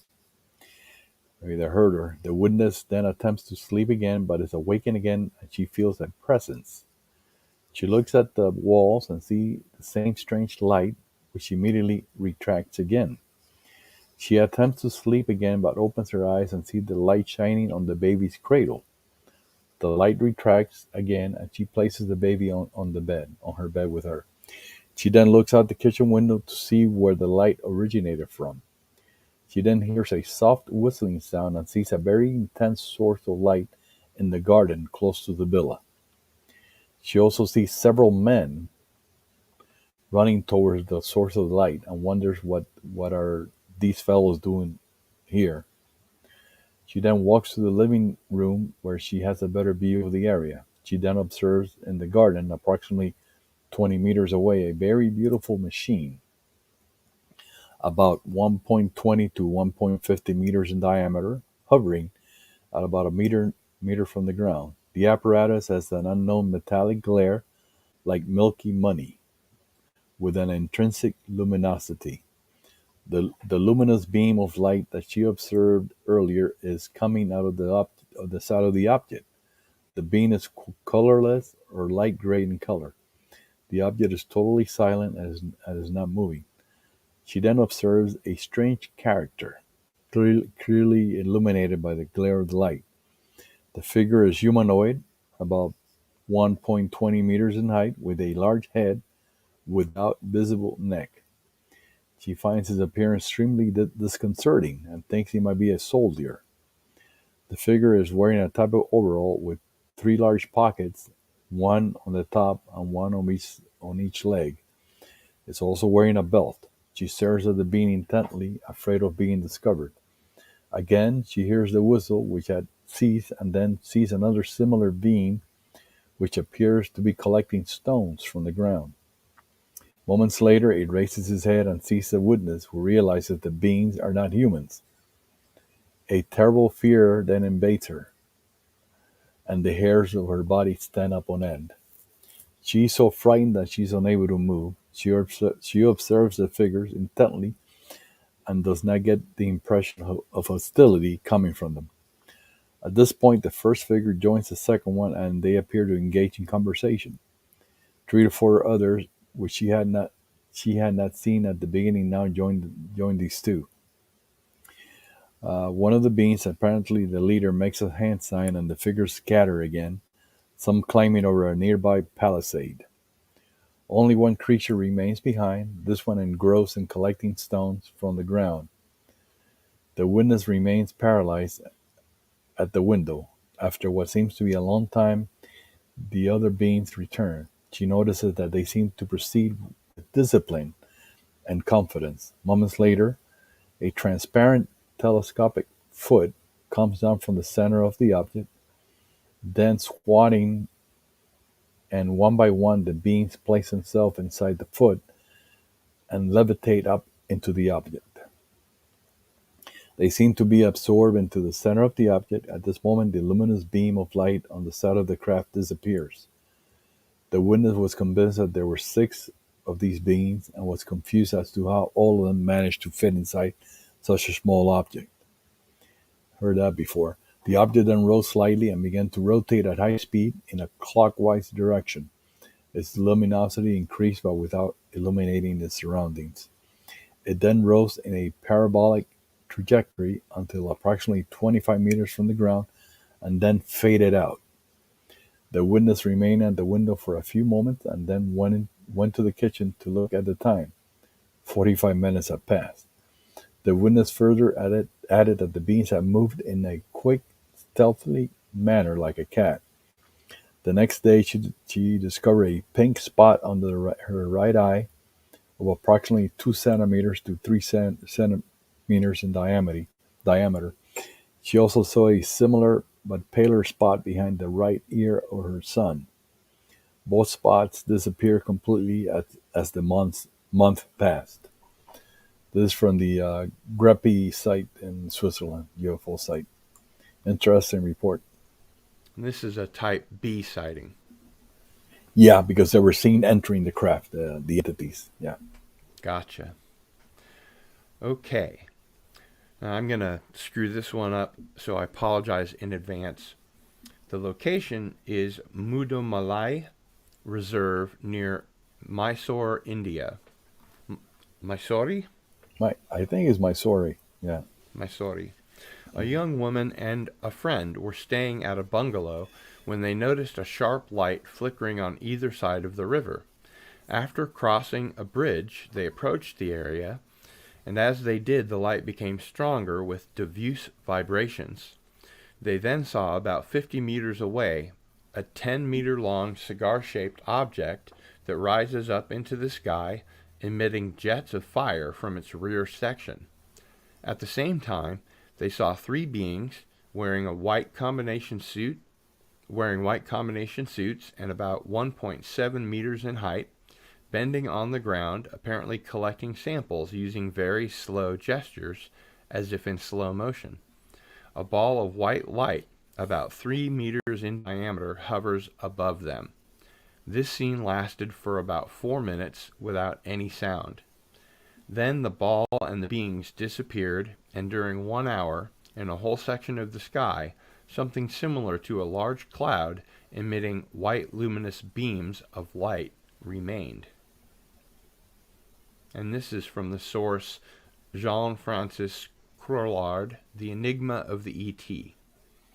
Yeah, French researcher. Interesting because India is such a large area and so populated that you don't hear too many cases from there, but they have 'em. Oh, yeah. I think Jacques Vallée has done a pretty good job in reporting the high strangeness cases. Yeah. Okay, here we go to the Soviet Union or Russia back then. Well, Soviet Union back then, Russia. A place called Poverino in the Borisovlets area in the Voronezh region. May 27, 1982, daytime. On May 26, a Soviet fighter, a MiG-21 from Borisovlet Flight School, crashed during training exercises in the area. At the moment when radio communication with the aircraft had been terminated, a UFO had been observed at an altitude of 1,500 meters in the direct vicinity of the aircraft. A search and rescue team were sent to the area of the alleged crash. The next day, May 27, two members of the search group, Junior Sergeant A. Panyuk and Private Kunin, had entered a meadow in the forest when they saw a very tall humanoid figure, no less than 3.5 meters in height, very tall, dressed in a silver suit with a greenish tint. After seeing the members of the search team, the figure ran into the nearby brush. The two military men then saw a flash of light beyond the trees and a UFO which emitted light which rose up, leaving behind a faintly glowing spiral-shaped track in the sky that soon disappeared behind the trees. I wonder if the UFO had anything to do with the crash. I'm saying yes. This is a fairly famous location where this comes from, Lake Baikal in West Siberia, Russia, summer of 1982, and we're unsure of the time. During military diving training exercises, Soviet frogmen encountered at depths of 50 meters huge man-like figures almost 3 meters in height, which were clad in tight-fitting silvery suits, wearing large spherical transparent helmets, and seemed to lack any aqualung or diving equipment. At one point, the military man attempted to capture one of the huge beings with a net, but were thrown out of the deep water and onto the surface by an unknown powerful force. 3 of the men died, and the others became crippled. During the same time, there were reports of giant discs and spheres descending and rising from the lake waters. And this comes to us from the very famous Paul Stonehill. Yeah. And I think it's safe to say, Albert, that if you see humanoids, don't fuck with them. Don't try to catch them with a net, that's for sure. Yeah. Especially if they're swimming in the water, trying to relax. We go there, try to catch them.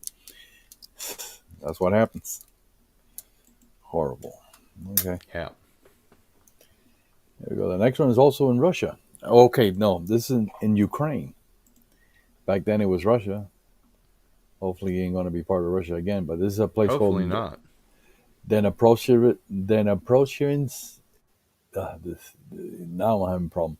The Dnipropetrovsk at the Dnipropetrovsk region in Ukraine. Summer 1982. Evening. I guess it's getting late. A female witness was stargazing from the balcony of her apartment, which was located in a multi-story apartment complex, when she saw a bright yellow color star opposite to her house. The star-like object was constantly changing positions. It then began to approach the house. The glowing object then began changing color from shiny yellow to bluish, and then to steel color, or metallic.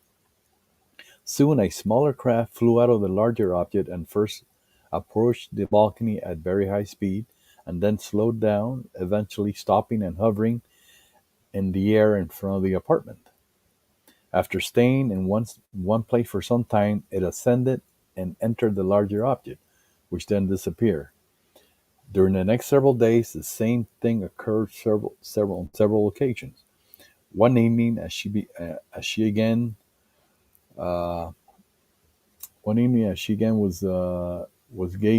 stargazing and looking for the enigmatic UFO in her balcony, she heard the telephone ring.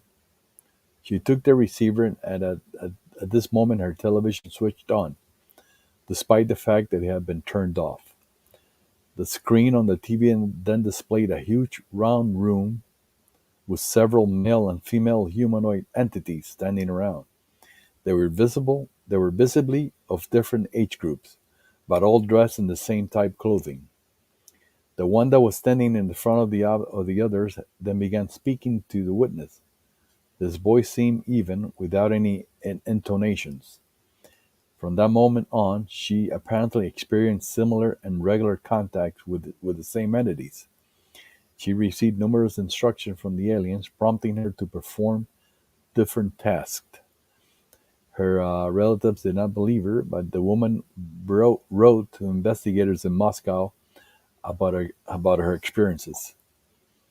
Kind of weird, because for some reason the entities projected themselves into her TV, like a image into her TV, and communicated with her that way. Weird. I've had an experience with alien-shaped creatures, or what I think Carla Turner used to call a holographic presentation on my TV when it was off. Oh, really? Well, this is what happened to her right there. Yeah. Interesting. So we'll move on to the next one here. And this takes place in Reggio Calabria in Sicily, in Italy. The date is summer 1982, the time 2300 hours. The elderly female witness, who lived in an industrial area of the city next to the airport and facing the waterfront, had stayed up late one night watching a movie on TV when she was distracted by a flashing violet-colored light coming in through her window from the direction of the water. The light reminded her of the flashing light of a lighthouse. Stepping out to her 5th floor balcony, she noticed a dark, domed object that had apparently landed on the water directly across from her apartment. It had a bright light, similar to a welder's torch that moved about in a zigzag manner. The object was large and totally silent. Soon she noticed a figure standing on the object on one side. It resembled a lead soldier and wore a square helmet with two rectangular openings at eye level. It wore a tight-fitting metallic suit. She could not see a nose or mouth. The figure was completely still until it suddenly turned its head and stared directly at the witness. At this point, a beam of bright light struck the witness square in the face, temporarily blinding her and causing her to fall back into her room. She continued to watch the object and the soldier-like figure from a window. At times, the beam of light would strike the window area as if searching for her. The figure eventually entered the object on its left side, and the craft rose and left silently at high speed. This is a creepy one, Albert. I guess it didn't want to be looked at. I guess not. Yeah. Okay. All right, here we go to Brazil again. A place called Boa Vista do Ramos in the Amazonas state. June 1982 at 9 a.m. Mrs. Maria de Jesus and her mother-in-law were working on the fields near the road to Palmeiras, when at one point they also a tall man with long blonde hair, slanted eyes, wearing a green jumpsuit made out of a plastic-like material. He wore boots over his pants and didn't wear a belt. Maria was very afraid because she realized that the man was no ordinary person. He also spoke in a language that she didn't understand. Okay, this guy did not go into Portuguese, I guess. He just spoke to his own language. Further away on the field, an object rested on the ground. It was funnel-shaped ship, and there were other people inside of it. There was also a door. Very afraid, Maria and her mother-in-law ran away from the area. Maria had been 1 month pregnant, and then ended up losing the baby 4 months later. She was very weak and dejected. For several months, she suffered from nightmares that the strange man was coming to get her. The day after the encounter, the residents of the area went to investigate the place where the object had rested and found a large burnt mark on the ground. Tragic, but I wonder why she would be afraid of a guy that looked totally human. If you look at it, this guy is described as what George Adamski reportedly saw or contacted with a guy with long hair. Like the Nordics. Yeah, similar. So who knows? Maybe they were just afraid. Sure. I think there's Panicked, plenty of reason to be afraid when you're... Be very afraid. Yeah. When you're witnessing something that maybe you get the hit off of that entity that it is non-human. Yeah. All right. So this one comes to us from Tbilisi, Georgia, USSR at the time. The date, June 27th, 1982, time 2 a.m. A biologist was working in his garden to escape of a family party when he observed a bright light near the neighboring reservoir. As he went to investigate, he saw two headless robots with something like eyes on their chests, and below those, white light. They appeared to be pointing white tubes at him. Oh no, not the tubes, not the tubes.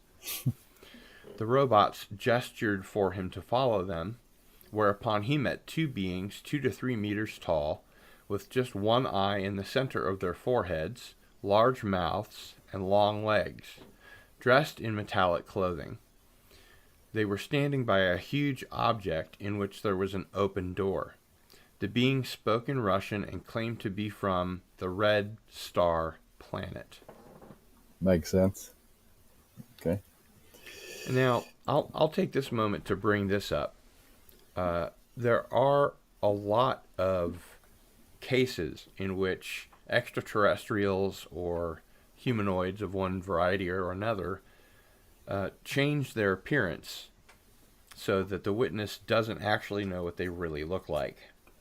And this description of these creatures is so bizarre. I have to wonder if maybe that played a factor. Maybe they're like biorobots. They could change shape, shapeshifters. Who knows? That's a good point. Yeah. All right, the next case, we could have time for another one, yeah. Is from one of R.D. Six Killer's books, which I've been summarizing their cases. That way, is from near Guatemala City in Guatemala, July 15, 1982, around midnight.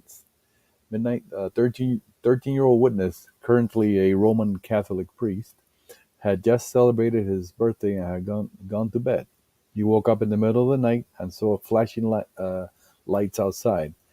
It was very strange to him, since they didn't have any electricity in the village, so he had only seen electric lights once or twice before. He could even see them flashing with his eyes closed. At first, he was very excited. He had never seen anything of such beauty.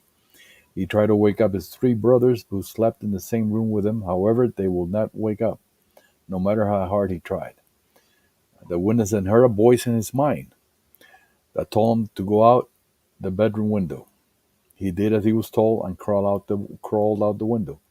Once outside, he saw several colorful balls of light. Some were still in the sky, but some were on the ground, and when they hit the earth, they transformed into men. The lights morph into men, human-like figures. He went up to one of the men and asked him about his flying machine. The witness was expecting to see something like the pictures in comic books that he had seen in school, but his machine was different.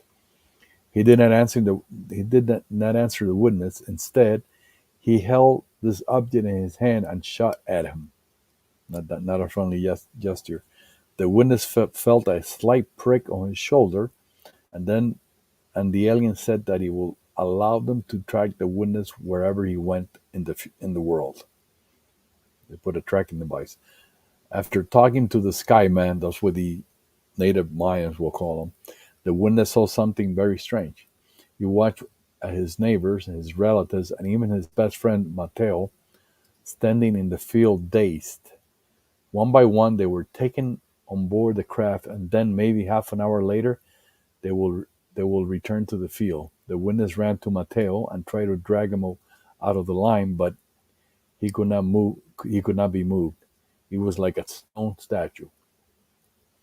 He didn't even look at the witness. The witness felt helpless, and remembered sitting on a rock crying. The stranger approached him again and told him not to cry. He said tomorrow he will not remember what happened on this night. According to the witness, he picked up a rock from the scene and carried it home. He placed it on the floor next to his sandals. He knew in the morning if he woke up and the rock was there, he had not been dreaming. When he woke up, the rock was there, and so he knew what really had happened. He didn't forget. He thinks that night he decided to become a priest. The Sky Man gave him such a feeling of trust, kindness, and love that he wanted to pass it to others. Again, this is from one of R.D. Six Killer Clark books, The Sky People: Untold Stories of Alien Encounters in Mesoamerica. Yes, she's a great researcher.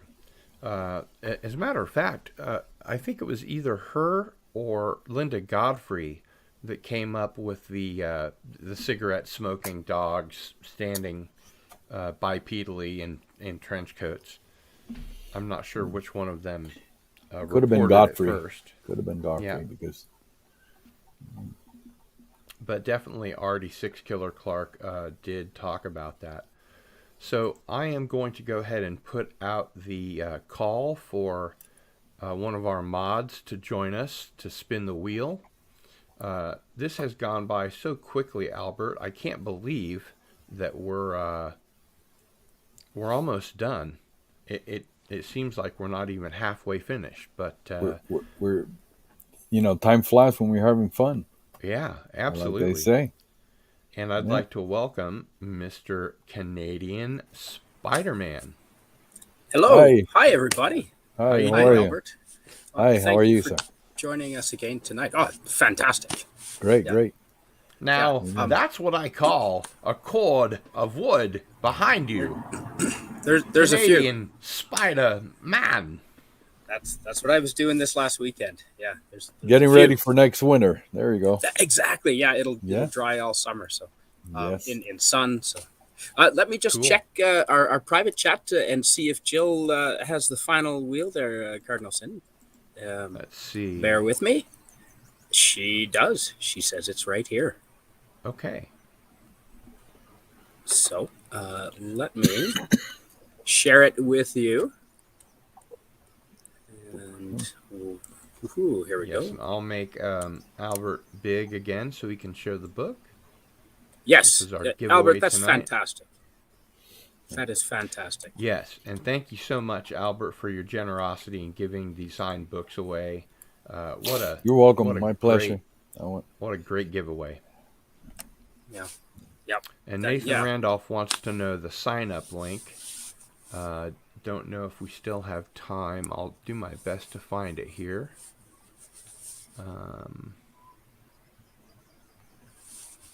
Yeah, that's Here we that's go. There's the fantastic, link Albert. to sign Glad up. to have you back. Thank you, sir. Definitely. Glad to be back. So you can sign up there. Don McDouglas says he just registered. And Anti-Derivative Jill is Yeah, I like also that. here. Hello, Jill. Hello, welcome. Hi, hi. Sorry, I wasn't actually here. I was just here to ask Spidey to wait a second because two more okay. contestants want to enter, and I didn't officially in the Oh giveaway. yeah, absolutely. Fair enough. Do you want me to put you backstage again, Jill? Yes, please. Thank you. Okay. Great. Well, Good thanks to see for you. being here, and we'll see you shortly. And just shout out to Jill every week doing a great job on the wheel. Oh, yeah. Although I Yes. love all my mods equally. Of She is course. a fine mod. We all know parents prefer the oldest best. Well, there is some truth in that, I suppose. Okay, so we're going to go ahead and take down the link. Mm-hmm. Hopefully everybody is on the wheel that wants to be. We've only been doing this for 2 hours. So I have something here that you're sharing, Canadian Spider-Man, but it doesn't look like a wheel. It doesn't look like a wheel. Well, Now it looks like a wheel. Yeah, there we go. Okay. There we go. Now Now, let me just I have to clean it say- up for you before you make it big. I'll just make it full screen here. before There we we go. get into this, I just wanted to mention that every time I see my head spinning around like this, it makes me think of The Exorcist. It makes me nauseous watching my Makes head you go dizzy. around. Now, And I see Car- Jill is back. yes, Jill, was this there is not something the you right wanted wheel. to We need a add? different wheel. Oh, we need a different wheel. Okay. The Yes, new I sent updated the wheel, link yep. for the new one. Yep. I grabbed the wrong one. So is this the right one? No. Yes. No, that's not right. No. Okay. If you could Don unshare. McDouglas says, I am not there. Okay. CC Here we Karaoke go. says, hypnotized by the wheel. Here we are. And Nathan Randolph says, I'm in, thank you. I'm gonna make every mod and buy 15 copies of Albert's books because we can't get the right spinner wheel. All right. What? We're gonna have to use a bottle next time. So that we. Now, There we go. is this the correct wheel?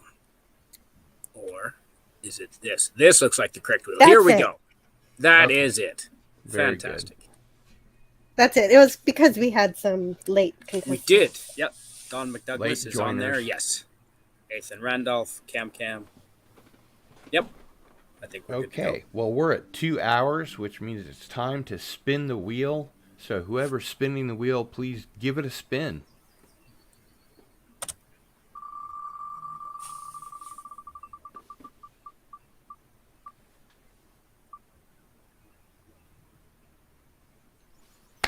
Don McDouglas.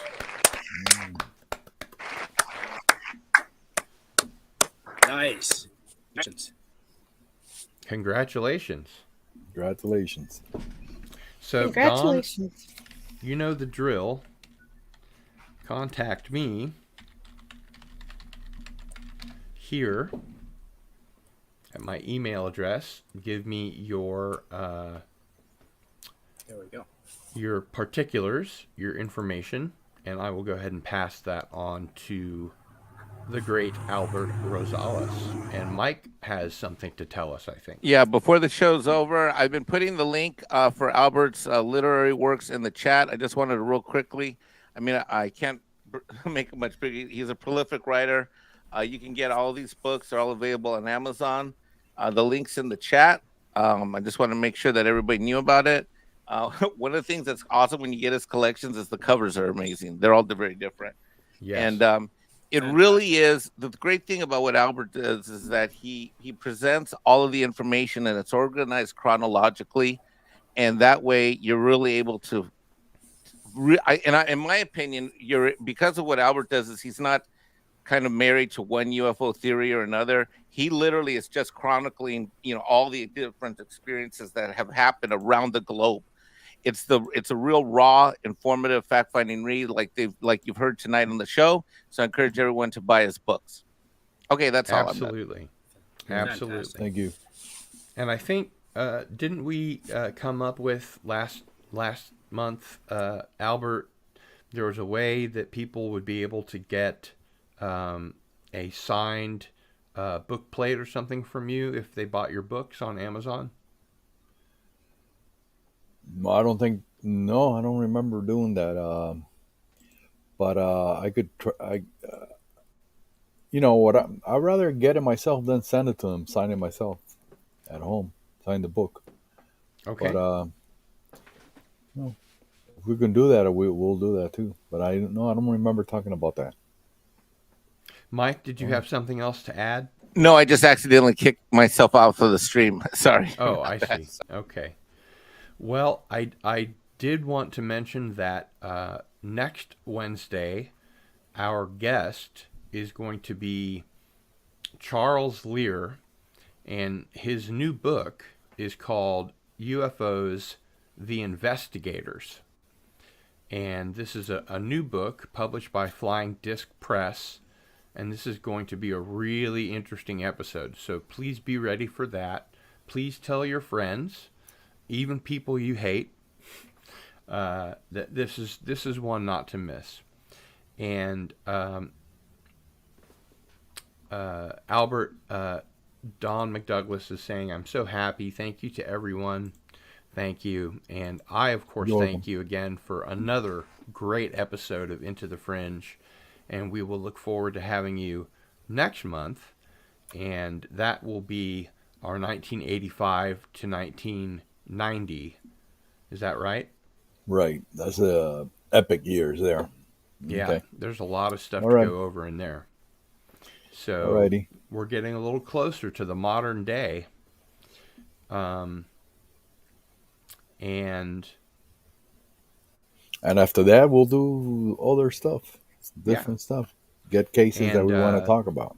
I also wanted to mention that Albert and Walter Bosley and I are writing a book together. We're getting some cases together, and it's going to be a very interesting book. So we'll be looking forward to that as well. The less we talk about it, probably the better. The more you talk about something, the less chance it has of happening. I heard that before. And Don McDouglas says, thanks to Gil and Albert as usual. So that'll do it for today. And for Mexican Iron Man and Albert Rosales and all of our mods and everyone in the chat, it's Cardinal Sin